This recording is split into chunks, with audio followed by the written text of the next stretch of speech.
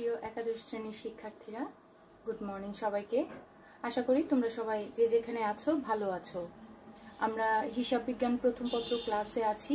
আজকে আমরা লেকচার 36 করতে যাচ্ছি। অধ্যায় 2 হিসাবের বইসমূহ। এই অধ্যায় থেকে আজকে আমরা খুচরা নগদান বইয়ের একটা অঙ্ক করব।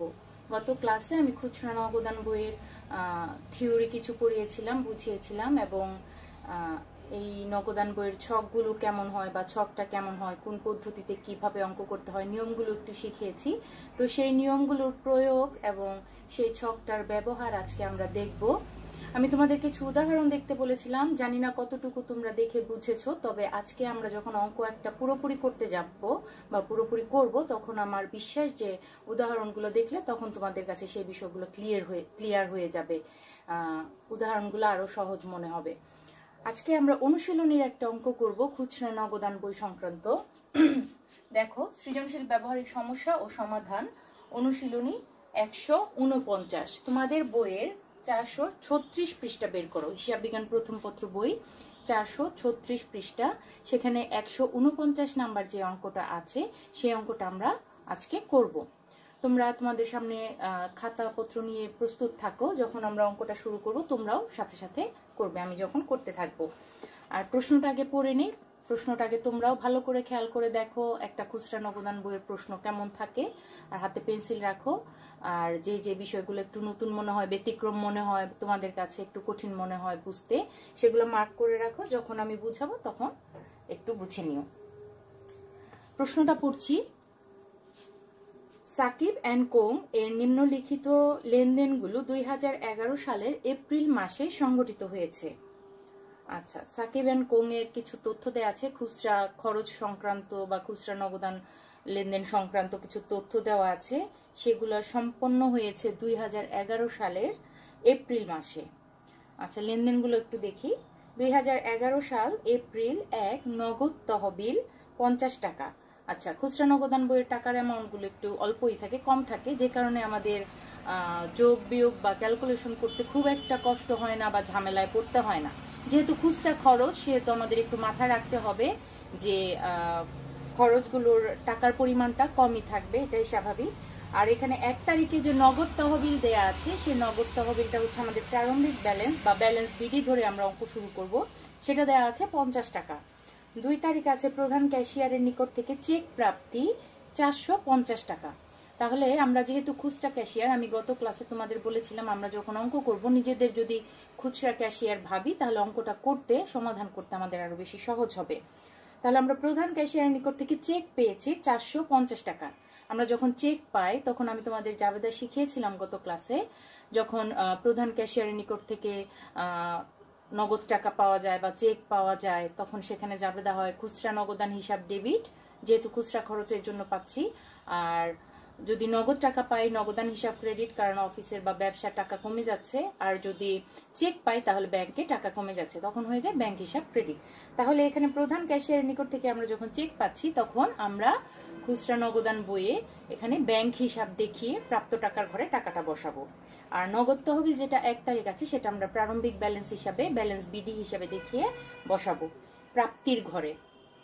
এরপর আছে 3 তারিখ, ব্যবসায়ের কাজের জন্য কালি ও কলম ক্রয়। 3 তারিখ থেকে খরচের শুরু, ঠিক আছে? তাহলে ব্যবসার কাজের জন্য কালি ও কলম ক্রয় করা হয়েছে 50 টাকা। 5 তারিখ টাইপ মেশিন মেরামত বাবদ ব্যয় হয়েছে 50 টাকা। 9 তারিখ ডাক টিকিট ক্রয় 50 টাকা। 12 তারিখ মণিহারি দ্রব্য ক্রয় 35 টাকা। 16 তারিখ একটি ক্যালকুলেটর ক্রয় 80 টাকা। ক্যালকুলেটর ক্রয় কিন্তু খুচরা নগদান মানে খুচরা খরচ না, যদিও ওখানে খুচরা খরচের অধীনে দেখানো হয়েছে, কিন্তু ক্যালকুলেটর ক্রয়টা কিন্তু এখানে মণিহারি বা অন্য কোনো খুচরা খরচের নামে দেখানো যাবে না। প্রতিষ্ঠানের জন্য যখন ক্যালকুলেটর ক্রয় করা হয় বা দেয়াল ঘড়ি ক্রয় করা হয় অথবা ফ্যান ক্রয় করা হয়, ইলেকট্রনিক জিনিস ক্রয় করা হয়, তখন আমরা কিন্তু সেটাকে কি দেখাই? অফিস সরঞ্জাম হিসেবে দেখাই বা স্থায়ী সম্পত্তি হিসেবে দেখাই। এখানে ক্যালকুলেটরটা কিন্তু অফিস সরঞ্জাম হিসেবে দেখানো হবে। আর আমি গত ক্লাসে তোমাদের বুঝিয়েছি, যখন খুচরা নগদ লেনদেনগুলোর মধ্যে সম্পত্তি বা ব্যক্তি সম্পর্কিত হিসাবে কোনো অর্থ প্রদান করা হবে, সেখানে খুচরা নগদান বইতে খতিয়ান হিসাব নামে আলাদা একটা কলাম করতে হবে। তাহলে ক্যালকুলেটর ক্রয়টা কিন্তু আমাদের আলাদা কোনো খরচের নামে যাবে না, এটা খতিয়ান হিসাব কলাম করে সেখানে অফিস সরঞ্জাম নামে দেখাতে হবে। তারপর আছে 20 তারিখ টেলিগ্রাম খরচ প্রদান 20 টাকা। টেলিগ্রাম খরচটা কিন্তু ডাক ও তার খরচের মধ্যে যায়। তারপর 9 তারিখ যে ডাক টিকিট ক্রয়, এটা কিন্তু মণিহারি না, অনেকে ডাক টিকিটটাকে মণিহারি হিসাবে দেখায়, তবে ডাক টিকিট ক্রয়টা কিন্তু মণিহারি না, এটা ডাক ও তার হিসাবের মধ্যে যায়। তারপর 26 তারিখ পিয়নকে বকশিস প্রদান 10 টাকা। 30 তারিখ বিবিধ খরচ বাবদ প্রদান 65 টাকা। আচ্ছা, পিয়নকে বকশিস প্রদান, বিবিধ খরচ প্রদান, এগুলো বিবিধ খরচের অধীনে দেখালেই হবে। তাহলে আমরা প্রথমে এখানে দেখি আমাদের 3 তারিখ থেকে 30 তারিখ পর্যন্ত কয় ধরনের বা কয় শ্রেণীর খরচ আমরা পাই, কয়টা নামে আমরা টাকার কলাম করতে পারি। তাহলে 3 তারিখে দেখো কাগজ ও কালি ও কলম ক্রয়, এটা মণিহারির মধ্যে যায়। তারপর 5 তারিখ মেরামতের মধ্যে যায়। 9 তারিখ ডাক ও তারের মধ্যে যায়। 12 তারিখ আবার মণিহারির মধ্যে যায়।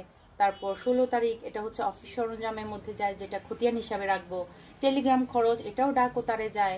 26 আর 30 তারিখ বিবিধ খরচ হিসাবে আমরা দেখাতে পারি। তাহলে এখানে আমরা কম বেশি 4টা বা 5টা খরচের নামে আমরা কলাম করতে পারি, খতিয়ান হিসাবটা বাদে। বিবিধ খরচ পর্যন্ত আমরা মণিহারি, মেরামত, ডাক ও তার আর বিবিধ খরচ এরকম 4টা আমরা কলাম করতে পারি। আর খতিয়ান হিসাব মানে ক্যালকুলেটরের জন্য খতিয়ান হিসাব নামে আমরা এক্সট্রা কলাম করতে পারি।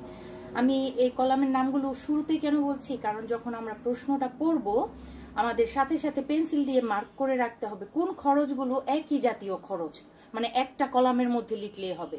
যেমন 3 তারিখের খরচটা, তারপর 12 তারিখের খরচটা, এগুলো কিন্তু মণিহারির মধ্যেই যায়।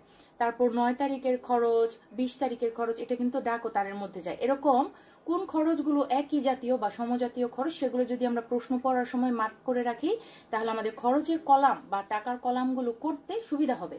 ঠিক আছে, এই জন্য প্রত্যেকে আমরা সেভাবে করব, তোমরাও সেভাবে করবে, যে প্রশ্নটা পড়ার সাথে সাথে আমরা যেন খুচরা নগদান বইয়ের কয়টা টাকার কলাম আমাদের করতে হবে সেগুলো যেন আমরা একদম মানে 1-2 নাম্বার দিয়ে প্রশ্নের মধ্যে মার্ক করে রাখি, তাহলে কলামগুলো করতে সুবিধা হবে। এখন দেখি আমাদের করণীয়গুলো কি কি। ক নাম্বার আছে 2011 সালে এপ্রিল মাসের মণিহারি খরচের পরিমাণ নির্ণয় করো। খ নাম্বার আছে উপরিউক্ত তথ্যাবলী অবলম্বন করে অগ্রদত্ত নিয়মে একটা খুচরা নগদান বই তৈরি করো। যেহেতু অগ্রদত্ত নিয়মে বলেছে তাহলে আমাদের শুরুতে কিন্তু কিছু বলা ছিল না, যেটা কোন নিয়মের অঙ্ক বা প্রধান ক্যাশিয়ার বা খুচরা ক্যাশিয়ার কোন নিয়ম মেনে খুচরা খরচগুলো করে, এগুলো কিন্তু বলা ছিল না। যেহেতু প্রশ্নে বলা আছে অগ্রদত্ত নিয়মে খুচরা নগদান বই তৈরি করো, তাহলে আমরা ধরে নিব যে খুচরা ক্যাশিয়ার সব সময় অগ্রদত্ত একটা টাকার পরিমাণ নিয়ে হিসাবকালের শুরুতে তার খুচরা খরচগুলো শুরু করে। অর্থাৎ প্রধান ক্যাশিয়ার একটা নির্দিষ্ট পরিমাণ টাকা দেয়, যেটা গত বছর যে পরিমাণ বা গত হিসাবকালে যে পরিমাণ খরচ হয়েছিল খুচরা ক্যাশিয়ারের, সেই পরিমাণ টাকাটা আবার খুচরা ক্যাশিয়ারের হাতে নতুন হিসাবকালের শুরুতে দিয়ে দেয়। আর হাতে কিছু নগদ তহবিল বা ব্যালেন্স, প্রারম্ভিক ব্যালেন্স থাকে, যে দুইটা মিলে অর্থাৎ প্রারম্ভিক ব্যালেন্স এবং প্রধান ক্যাশিয়ারের নিকট থেকে প্রাপ্ত টাকা, এই দুইটা মিলে অগ্রদত্ত পদ্ধতির টাকার পরিমাণটা নিয়ে সেই টাকা নিয়ে আমাদের কাজ শুরু করতে হয়। আমরা যেহেতু খুচরা ক্যাশিয়ার, সেই অগ্রদত্ত টাকার পরিমাণটা নিয়ে আমাদের একটা নির্দিষ্ট হিসাবকালের শুরুতে খুচরা খরচগুলো শুরু করতে হয়। আমাদের শুরুতে ওই অগ্রদত্ত টাকার পরিমাণটা থাকে প্রত্যেক হিসাবকালের শুরুতে। তাহলে অঙ্কটা পড়ে বা করণীয়টা দেখে আমরা বুঝতে পারলাম যেটা অগ্রদত্ত টাকা, অগ্রদত্ত পদ্ধতির অঙ্ক। তারপর গ নাম্বার বলেছে মাস শেষে খুচরা নগদান বইয়ের লেনদেনগুলো জাবেদায় লিপিবদ্ধ করো। তাহলে জাবেদার নিয়ম কি হবে অগ্রদত্ত পদ্ধতিতে, সেটা আমি গত ক্লাসে তোমাদের শিখিয়ে দিয়েছি, যে এই লেনদেন থাকলে বা এরকম লেনদেন ঘটনা সংঘটিত হলে সেখানে কোনটা ডেবিট হবে কোনটা ক্রেডিট হবে। তো আমরা যখন গ নাম্বার করব আবার জাবেদাগুলো আমাদের মনে চলে আসবে, জাবেদার নিয়মগুলো। আমরা প্রথমে ক নাম্বারটা শুরু করি। ক নাম্বার বলা আছে 2011 সালে এপ্রিল মাসের মণিহারি খরচের পরিমাণ নির্ণয় করো। আমরা এখানে মণিহারি পেয়েছি, সম্পূর্ণ লেনদেনগুলো যদি আবার পড়ি শুরু থেকে, আমরা 3 তারিখে একটা মণিহারি পেয়েছি আর 12 তারিখে একটা মণিহারি পেয়েছি। এই দুইটা লেনদেন নিয়ে আমরা ক নাম্বারের সমাধানটা করে ফেলতে পারি।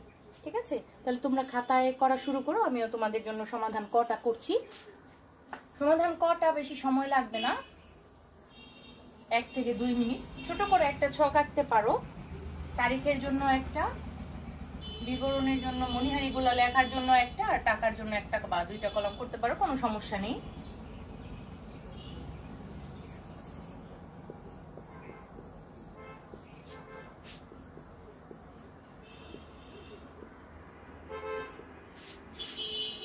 আর আমরা অবশ্যই সমাধান কত নাম্বার করছি, সমাধান ক।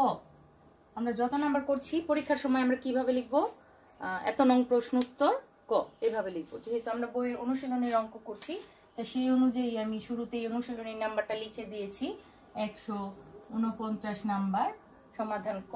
আমরা কি লিখবো শুরুতে, শুরুতে আমরা লিখবো 2011 সালের এপ্রিল মাসে, 2011 সালে এপ্রিল মাসে, যেটা আমাদের নির্ণয় করতে বলা হয়েছে, এপ্রিল মাসে মোট মণিহারি খরচের পরিমাণ নির্ণয়। আমাদের প্রশ্ন বলেছে, তাহলে মোট বলেনি, মণিহারি খরচের পরিমাণ নির্ণয়।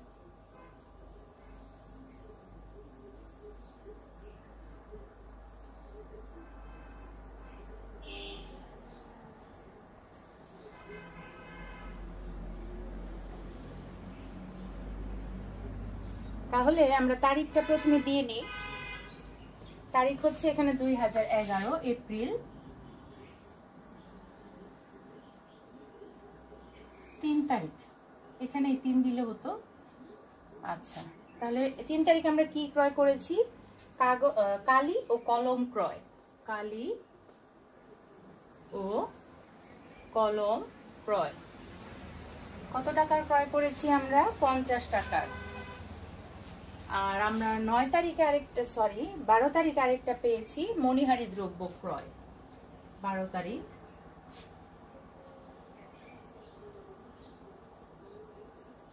মণিহারি দ্রব্য ক্রয়। কত টাকা ছিল মণিহারি দ্রব্য ক্রয়, 35 টাকা।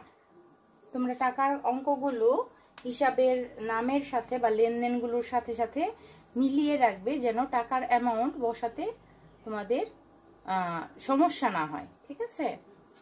ভুল হয়ে যেতে পারে কারণ অনেকগুলো লেনদেন একসাথে। আচ্ছা, মণিহারি দ্রব্য ক্রয় এখানে আছে 35 টাকা। তাহলে 50, আর কোনো মণিহারি দ্রব্য আমরা পাচ্ছি না এই অঙ্কে, তাহলে 50 আর 35 85 টাকা। তাহলে মোট মণিহারি খরচের পরিমাণ কত, 85 টাকা।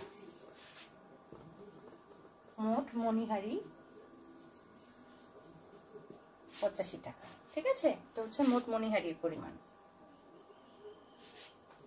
এইভাবে দিলেই হয়ে যাবে। তো ক নাম্বারটা করতে বা ক নাম্বারটা বুঝতে তোমাদের তেমন কোনো সমস্যা হওয়ার কথা না, তোমরা আমি না করে দিলেও বুঝতে পারতে, বা উদাহরণ দেখে দেখে একটু ধারণা নিলেই, যদি নিয়ে থাকো তাহলে এমনিতেই করতে পারবে। এরপর আমাদের খ নাম্বার করতে বলা হয়েছে একটা অগ্রদত্ত নিয়মে খুচরা নগদান বই।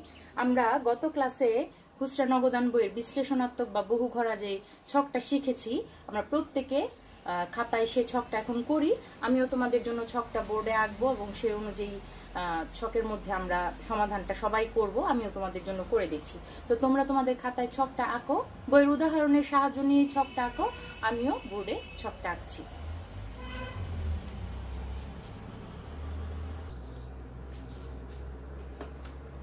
খ নাম্বারটা একটু খেয়াল করো, আমরা খ নাম্বার সমাধানে আছি। আমরা খুচরা নগদান বইয়ের একটা ছক আগে সঠিকভাবে এঁকে নিব, তারপর আমরা ছকের উপরে শিরোনাম দিব, শিরোনাম দিয়ে ডেবিট এবং ক্রেডিট এই দুইটা সাইড আগে উল্লেখ করে নিব। আর শিরোনামটা কিভাবে দিতে হয়, যে প্রতিষ্ঠানের অঙ্ক করছি, এখানে যেমন আমরা অঙ্ক করছি সাকিব এন্ড কোং এর অঙ্ক, সাকিব এন্ড কোং খুচরা নগদান বই, এবং আমাদের যেহেতু অগ্রদত্ত পদ্ধতিতে করতে বলা হয়েছে, আমরা পদ্ধতির নামটা ব্র্যাকেটে লিখে নিব, অগ্রদত্ত নিয়মে বা অগ্রদত্ত পদ্ধতি। তারপর ডেবিট এবং ক্রেডিট দুইটা সাইড উল্লেখ করব। আর খুচরা নগদান বইয়ের ছকটা একটু 1 ঘোড়া 2 ঘোড়া 3 ঘোড়া নগদান বইয়ের চেয়ে একটু আলাদা হয়, সেটা তোমাদের গত ক্লাসে দেখিয়েছি। শুরুতেই থাকে, ডেবিট দিকের শুরুতেই যে কলামটা থাকে সেটা হচ্ছে মোট প্রাপ্ত টাকার কলাম, অর্থাৎ আমরা কি পরিমাণ টাকা নিয়ে অঙ্কটা বা খরচগুলো শুরু করছি, আমাদের টোটাল টাকা শুরুতে কত আছে, এটা হচ্ছে মোট প্রাপ্ত টাকা। এখানে লেখাগুলো খুব ছোট ছোট, যেহেতু বোর্ডে বড় করে লেখার এখানে সুযোগ নেই, তাই ছোট করে আমি লিখেছি, বা তোমাদের হয়তো বুঝতে একটু কষ্ট হচ্ছে, আমি বলে বলে দেই, তোমরা সেই হিসাবে খেয়াল করো বা বইয়ের সাথে একটু মিলাও, বইতে উদাহরণে কেমন করে ছকগুলো করা আছে সেভাবে একটু মিলাও। তো প্রথমে আছে মোট প্রাপ্ত টাকা ডেবিট সাইডে, আর তারিখটা হচ্ছে দুই সাইডেরই জন্য তারিখের কলাম। শুধুমাত্র ডেবিট সাইডের জন্য এই একটাই কলাম এখানে, ঠিক আছে, টাকার কলামটা। আর তারিখটা হচ্ছে উভয় সাইডের জন্য। তারপর বিবরণটা হচ্ছে উভয় দিকের জন্য। তারপর ক্রেডিট সাইডের শুরু এখান থেকে, যে ভাউচার নং। তারপর মোট প্রদত্ত টাকাটা নগদ টাকা চলে গেলে ক্রেডিট দিকে লিখি আমরা নগদান বইতে, তাহলে মোট প্রদত্ত টাকা এখানে আমার সব খরচগুলো একবার করে এখানে বসবে। আর এটা হচ্ছে ভাউচার নং এর কলাম।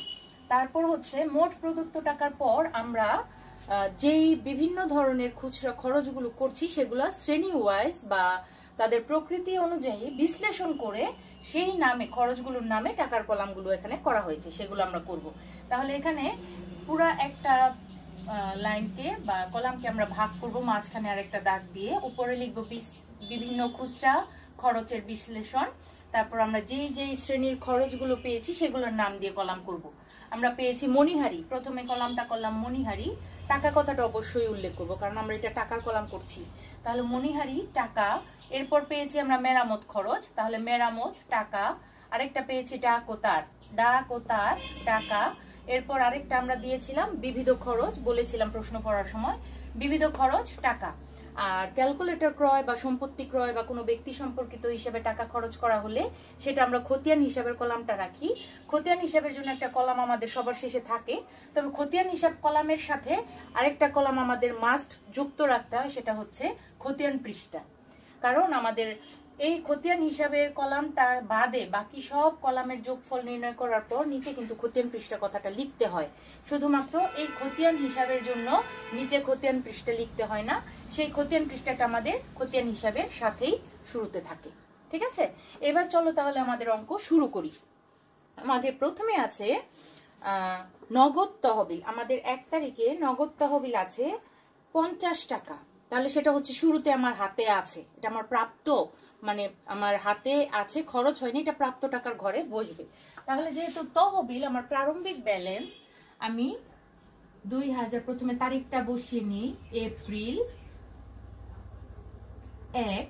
এটা যেহেতু আমার প্রারম্ভিক ব্যালেন্স, আমরা লিখতে পারি ব্যালেন্স বিডি, অনেক জায়গায় লেখা আছে বাংলায় জের আনিত হলো বা প্রারম্ভিক নগদ তহবিল এরকম লেখা যায়। আমি ব্যালেন্স বিডি দিয়ে শুরু করলাম, যেটা তোমরা সহজে বুঝো। তোমরা যদি লিখো জের আনিত হলো বা প্রারম্ভিক জের, সেটাও হবে ব্যালেন্স বিডি। যেহেতু আমার হাতে আছে, এটা খরচ হয়নি, তাহলে প্রাপ্ত টাকার ঘরে আসবে এটা 50 টাকা। আর যেহেতু অগ্রদত্ত পদ্ধতিতে অঙ্ক করছি আর প্রধান ক্যাশিয়ারের নিকট থেকে আমরা 2 তারিখে চেক পেয়েছি 450 টাকা, তাহলে আমরা দেখি আমাদের অগ্রদত্ত টাকার পরিমাণ আসলে কত নিয়ে আমাদের কাজ শুরু করতে হয়। অগ্রদত্ত টাকার পরিমাণটা আমাদের কত হতে হয়। তাহলে এখানে যেহেতু আমরা প্রধান ক্যাশিয়ারের নিকট, আমরা খুচরা ক্যাশিয়ার, প্রধান ক্যাশিয়ারের নিকট থেকে চেক পেয়েছি, তাহলে আমরা লিখবো ব্যাংক হিসাব। চেক যেহেতু পেয়েছি তাই ব্যাংক হিসাব।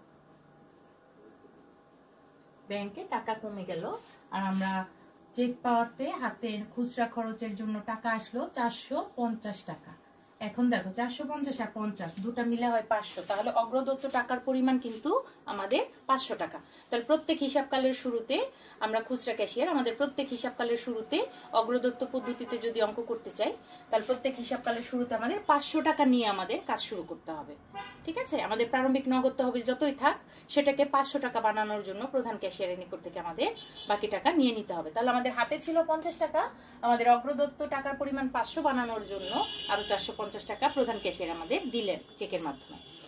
এবার আমরা খরচগুলো শুরু করি। 3 তারিখ ব্যবসার কাজের জন্য কালি ও কলম ক্রয় করা হয়েছে, কত টাকা? 50 টাকা। তাহলে আমরা এখানে 3 তারিখ দিই। আমরা কি লিখবো?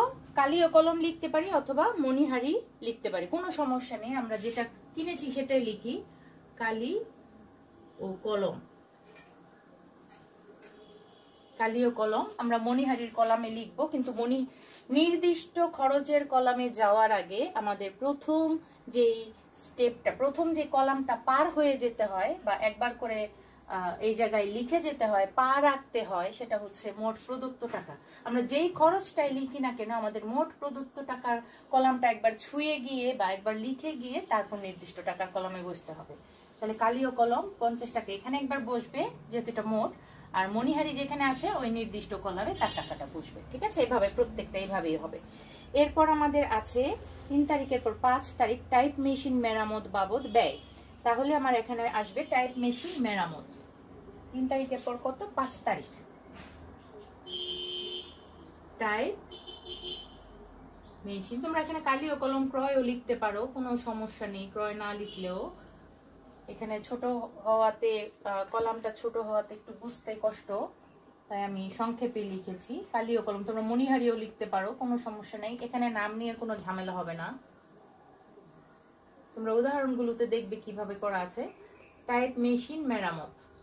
আমি বলে বলে দিচ্ছি, যেটি আমার লেখা বুঝতে কষ্ট হয়, আমার কথা ভালো করে বুঝে নিয়ে সেভাবে লিখো। মেরামত, টাইপ মেশিন মেরামত করা হয়েছে কত টাকা দিয়ে? 50 টাকা দিয়ে। তাহলে প্রথমে মোট কলামে একবার বসবে, তারপর মেরামত যেখানে আছে সেখানে একবার বসবে। এরপর আছে ডাক টিকিট ক্রয়, 9 তারিখ। ডাক টিকিট, ডাক টিকিট ক্রয়, এটা ডাক ও তারের মধ্যে যাবে। ডাক টিকিট ক্রয়, এটা ডাক ও তার হিসাবে যাবে। প্রথমে একবার এখানে বসে নিবে। ডাক টিকিট ক্রয় হচ্ছে 50 টাকা। মোট কলামে একবার বসবে, তারপর তার নির্দিষ্ট নামের কলামে একবার বসবে। ঠিক আছে। এরপর আমাদের আছে মণিহারি দ্রব্য ক্রয়, 12 তারিখ। 12 তারিখ আমরা তাহলে এখানে লিখতে পারি মণিহারি দ্রব্য ক্রয়। মণিহারি,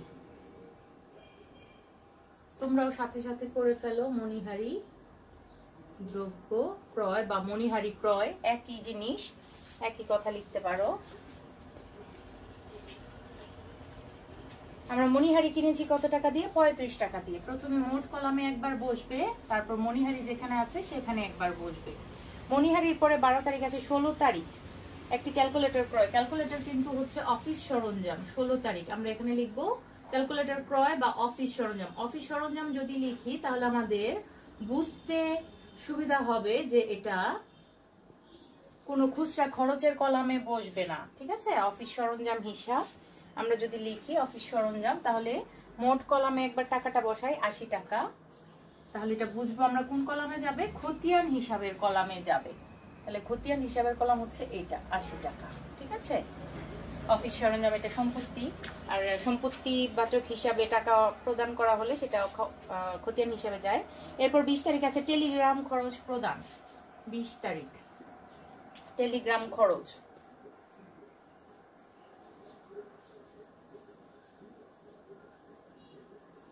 টেলিগ্রাম খরচ তোমরা দেখো সঠিক টাকার অ্যামাউন্টটা কত? 20 টাকা। প্রথমে মোট কলামে একবার যাবে, মোট খরচের কলামে, তারপর ডাক ও তারে যাবে। টেলিগ্রাম ডাক ও তারে যায় 20 টাকা। আচ্ছা, টেলিগ্রামের পর আছে পিয়নকে বকশিস, 26 তারিখ। আচ্ছা, এটা হচ্ছে পিয়নকে বকশিস, আমরা এটা বিবিধ খরচে দেখাবো। পিয়নকে বকশিস। ঠিক আছে। পিয়নকে বকশিস প্রদান করা হলো, এটা আমরা বিবিধ খরচের অধীনে যাব। তারপর বিবিধ খরচের অধীনে বসানোর আগে 10 টাকা আমাদের মোট কলামে একবার বসিয়ে নিয়ে তারপর বিবিধ খরচের কলামে একবার দেখাবো। এই দাগগুলো দিচ্ছি, এই ছকগুলো আমাদের কাজে লাগছে না বা ব্ল্যাঙ্ক। আর আরেকটা কাজ আমি করি যেটা, সেটা হচ্ছে মানে অ্যামাউন্ট গুলো যেন আমরা সঠিকভাবে সঠিক জায়গায় বসাতে পারি, হিসাবের নামের সাথে সাথে মিলিয়ে, মানে লাইনটা যেন ঠিক থাকে। তোমরা আবার এটা পুরো কলাম জুড়ে দাগ দিও না, জাস্ট ছোট করে একটু দাগ দিয়ে নিও। আর যদি নাও দিতে চাও তবে হিসাবের নামের সাথে বা পাশাপাশি বরাবর যেন সঠিক কলামে টাকাগুলো সঠিকভাবে বসাতে পারো, সেইভাবে তোমরা অঙ্কটা করবে। 26 তারিখের পর আমাদের পরের লেনদেনটা আছে এখানে 30 তারিখ বিবিধ খরচ বাবদ প্রদান। তাহলে 30 তারিখ এখানে আসবে বিবিধ খরচ।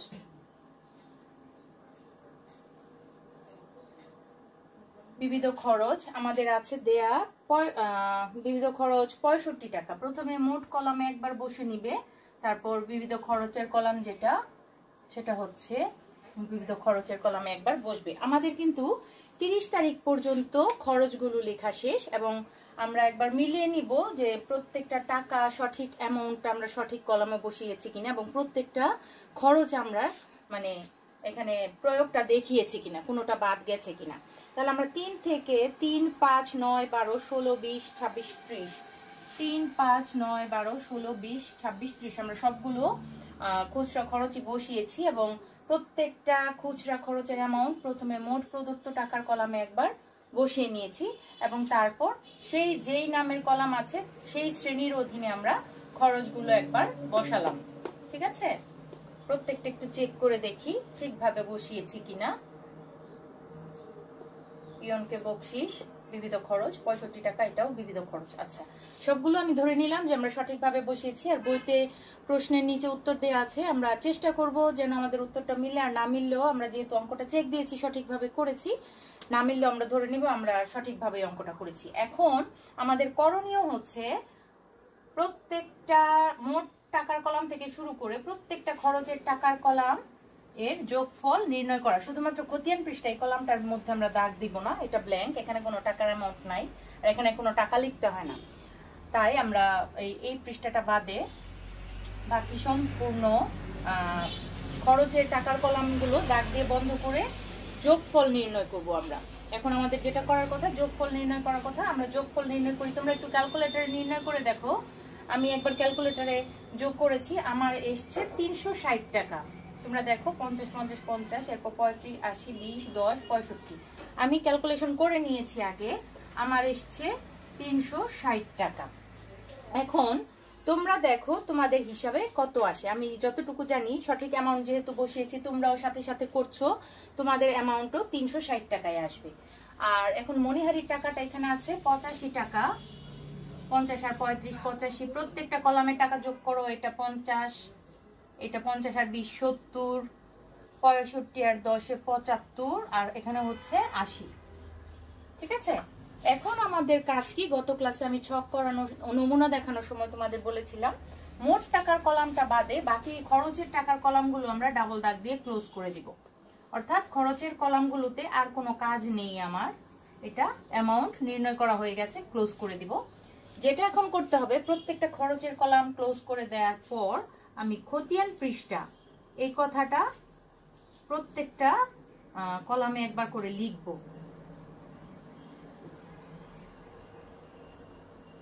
আর এটা খতিয়ান হিসাবে যেহেতু সাথেই খতিয়ান পৃষ্ঠা আছে, এখানে খতিয়ান পৃষ্ঠা লিখতে হয় না। খতিয়ান পৃষ্ঠাটা কেন লিখতে হয় এখানে, কারণ একটা হিসাবকালের শেষ তারিখে বা একটা নির্দিষ্ট তারিখে এই খতিয়ান হিসাবের নির্দিষ্ট নাম যে হিসাব আছে, খতিয়ানের নির্দিষ্ট নামে এই স্ব খরচের নামে আর কি, যেমন মণিহারি হিসাব এই নামে যখন আমরা খতিয়ান করব, তখন এই 85 টাকাটা আমরা সেই মণিহারি হিসাব নামক খতিয়ানে ট্রান্সফার করব। সেটা খতিয়ান পৃষ্ঠার কত নম্বরে থাকবে সেটা এই খতিয়ান পৃষ্ঠা এখানে এই কারণে লেখা হয় খতিয়ান পৃষ্ঠা কথাটা। অর্থাৎ এই 85 টাকাটা এত তারিখে খতিয়ান এত নম্বর খতিয়ান পৃষ্ঠায় মণিহারি হিসাবে ট্রান্সফার করা হবে, এই জন্য খতিয়ান পৃষ্ঠা কথাটা প্রত্যেকটা টাকার কলামে লিখতে হয়। আচ্ছা, আর এখানে যেহেতু খতিয়ান হিসাব সাথে খতিয়ান পৃষ্ঠা আছে, আলাদা করে আর লেখার দরকার নেই। এখন আমরা যে কাজটা করব, মোট প্রদত্ত টাকার কলামে আমরা ব্যালেন্স নির্ণয় করব। আমরা প্রথমে দেখি আমাদের প্রাপ্ত টাকা কত ছিল, শুরুতে কত ছিল। আমাদের শুরুতে হাতে ছিল, ব্যালেন্স নির্ণয়ের জন্য একটু জায়গা রেখে আমরা দাগ দিই। আর প্রাপ্ত টাকার কলামও সেই বরাবর আমরা একটা দাগ দিই। আমাদের প্রাপ্ত শুরুতে অগ্রদত্ত টাকা আমাদের হাতে ছিল, মানে মোট টাকার পরিমাণটা হচ্ছে আমাদের 450 আর 50 500 টাকা। অর্থাৎ 500 টাকা নিয়ে আমরা আমাদের খরচ শুরু করেছিলাম। তাহলে এখানেও আমাদের 500 টাকাটাই বসাতে হবে। এই 500 টাকা থেকে আমাদের খরচ হয়েছে 360 টাকা। ঠিক আছে, 500 টাকা আমাদের হাতে শুরুতে ছিল, হিসাবকালের শুরুতে এত টাকা নিয়ে কাজ শুরু করেছি। আমাদের খুচরা খরচ মোট ব্যয় হয়েছে 360। এখন 500 থেকে 360 গেলে আমাদের কত টাকা থাকে তোমরা একটু দেখো, 140 টাকা। 500 থেকে 360 বাদ দাও, দেখো 140 টাকা। এটা হচ্ছে আমাদের এই হিসাবকাল শেষে হাতে রয়ে গেল। ঠিক আছে, এটা হচ্ছে ব্যালেন্স সিডি যেটাকে আমরা বলি।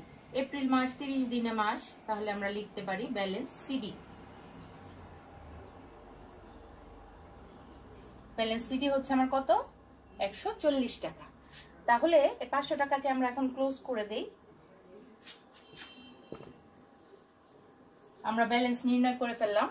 যেহেতু আমরা অগ্রদত্ত পদ্ধতিতে অঙ্ক করছি, আমাদের শেষ কাজ যেটা হবে, খুচরা নগদান বই শেষ করার সময় যে কাজটা আমাদের করতে হবে, আমাদের ব্যালেন্স সিডিটাকে বিদিত করে দেখাবোই, তার সাথে সাথে দেখাবো অগ্রদত্ত টাকার সমতা বিধান করার জন্য আমাদের আর কত টাকা দরকার। সেটাকে আমরা শুরুতে আমরা কিভাবে প্রধান ক্যাশিয়ারের কাছ থেকে টাকা পাই, সেই নামে আমরা অগ্রদত্ত টাকার পরিমাণটা আবার সমান করে তারপর অঙ্কটা ক্লোজ করব। অর্থাৎ এই সিডিটাকে আমরা এপ্রিল মে মাসের শুরুতে মের 1 তারিখে ব্যালেন্স বিডি লিখবো। ব্যালেন্স বিডি কত টাকা? 140 টাকা। 140 টাকা। এখন আমার অগ্রদত্ত টাকার সমতা বিধান করে কিন্তু সমতাটা নির্ণয় করে বা অগ্রদত্ত টাকার পরিমাণটা নির্ণয় দেখিয়ে তারপর অঙ্কটা ক্লোজ করব। 140 টাকা আর কত টাকা হলে অগ্রদত্ত টাকার সমান হবে? 500 টাকা হবে। তাহলে যত টাকা আগের হিসাবকালে আমার খরচ হয়েছে, মোট ব্যয় হয়েছে, সেটাই আমার আবার পরের হিসাবকালের শুরুতে প্রধান ক্যাশিয়ার আমাকে দিবে। তাহলে এখানে আমরা শুরুতে কিসের মাধ্যমে টাকা পেয়েছিলাম? চেকের মাধ্যমে। তাহলে এখানেও আমরা ধরে নিব যে প্রধান ক্যাশিয়ার সবসময় আমাদের চেকের মাধ্যমে টাকা দেয়। তাই আমরা ব্যাংক হিসাবটা দেখিয়ে যে আমাদের ব্যাংক হিসাবের মাধ্যমে বা চেকের মাধ্যমে আরো 300 টাকা পেতে হবে, 360 টাকা সরি, এটা পেলে আমাদের অগ্রদত্ত টাকার সমতা বিধান হবে, 500 টাকা হবে। অগ্রদত্ত পদ্ধতিতেই কেবলমাত্র সমতা বিধান করে অঙ্কটা শেষ করতে হয়। আর যদি এমনি নরমাল খুচরা নগদান বই করতে বলে, অগ্রদত্ত কথা না বলে, তাহলে আমরা ব্যালেন্স বিডি দেখিয়ে অঙ্কটা কিন্তু ক্লোজ করে দিতে পারতাম। শুধুমাত্র অগ্রদত্ত বিধায় আমাদের এই অগ্রদত্ত পরিমাণটা নির্ণয় দেখিয়ে অঙ্কটা ক্লোজ করতে হবে। মনে থাকবে সবার? আচ্ছা, এখন আমাদের কাজ হচ্ছে, অঙ্ক যেহেতু শেষ, পুরো খুচরা নগদান বই শেষ, এখন আমাদের কাজ হচ্ছে পুরো ছকটাকে আমরা ক্লোজ করে দেব। আর কোনো কাজ নেই, আমাদের অঙ্ক শেষ, খুচরা নগদান বই করা শেষ অগ্রদত্ত পদ্ধতিতে। যদি অঙ্কের ছকের নিচে কোনো বাড়তি দাগ থাকে আমরা ইরেজার দিয়ে সেগুলা মুছে দিব। ঠিক আছে? আমরা তো পেন্সিল দিয়ে এই ছক করব, ইরেজার দিয়ে মুছে দিব। খ নাম্বার আশা করি তোমরা বুঝেছো। আমি বিস্তারিতভাবে আজকে একটু ভালো করে তোমাদের বুঝিয়ে দিয়েছি। এরপর খুচরা নগদান বই করতে যেন কারো কোনো সমস্যা না হয়, তোমরা বইয়ের উদাহরণগুলো দেখবে, উদাহরণ 72 থেকে 76 পর্যন্ত প্রত্যেকটা অঙ্ক দেখবে। তারপর অনুশীলনী থেকে তোমরা পাবে, অনুশীলনী তোমরা খুচরা নগদান বই পাবে। অনুশীলনী কত নাম্বার থেকে আছে? অনুশীলনী আছে 145 নাম্বার থেকে, 145 নাম্বার থেকে তোমাদের খুচরা নগদান বই দেয়া আছে। সেগুলো দেখে দেখে তোমরা উদাহরণের সাহায্য নিয়ে নিয়ে অঙ্কগুলো করবে। এখন আমরা গ নাম্বারে যাব। গ নাম্বার আমাদের করতে বলেছে এই জাবেদাগুলো। ঠিক আছে, চলো আমরা গ নাম্বার শুরু করি। তোমরাও খাতায় সে জাবেদার নিয়ম ধরে ধরে করা শুরু করো। জাবেদার ছক আঁকো প্রথমে, আমিও আঁকি, তারপর আমরা জাবেদাগুলো করব।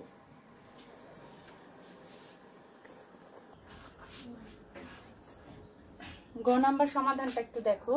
গ নাম্বারে আমাদের সাধারণ জাবেদা করতে বলা হয়েছে এবং বলা হয়েছে যে মাস শেষে খুচরা খরচগুলো সাধারণ জাবেদা লিপিবদ্ধ করে দেখাও। তাহলে আমাদের মাস শেষে যদি বলে, তাহলে আমরা সেটা এপ্রিল মাসের 30 তারিখে খুচরা খরচগুলো জাবেদা লিপিবদ্ধ করে দেখাবো। এবং সেটা কিভাবে করব? আমরা খরচগুলোর নামে যে টাকার কলাম করেছিলাম খুচরা নগদান বইতে, সে টাকার কলামগুলো যেই নামে করেছিলাম সেই খরচের নামগুলো দিয়ে আমাদের জাবেদা করতে হবে এবং সেই খরচের যোগফলগুলো দিয়ে আমাদের জাবেদা করতে হবে। এটা একটু মনে রাখতে হবে, যেহেতু মাস শেষে বলেছে তাই আমাদের এটা একটু মেনটেন করতে হবে। আমরা সাধারণ জাবেদা কিভাবে ছক আঁকতে হয় আমরা জানি। আমরা প্রতিষ্ঠানের নাম লিখি সাকিব অ্যান্ড কো, আর আমরা এটা গ নাম্বার করছি। সাধারণ জাবেদা লিপিবদ্ধ করলাম, সাকিব অ্যান্ড কো সাধারণ জাবেদা। তারিখ বিবরণ খতিয়ান পৃষ্ঠা, ডেবিট টাকা ক্রেডিট টাকা।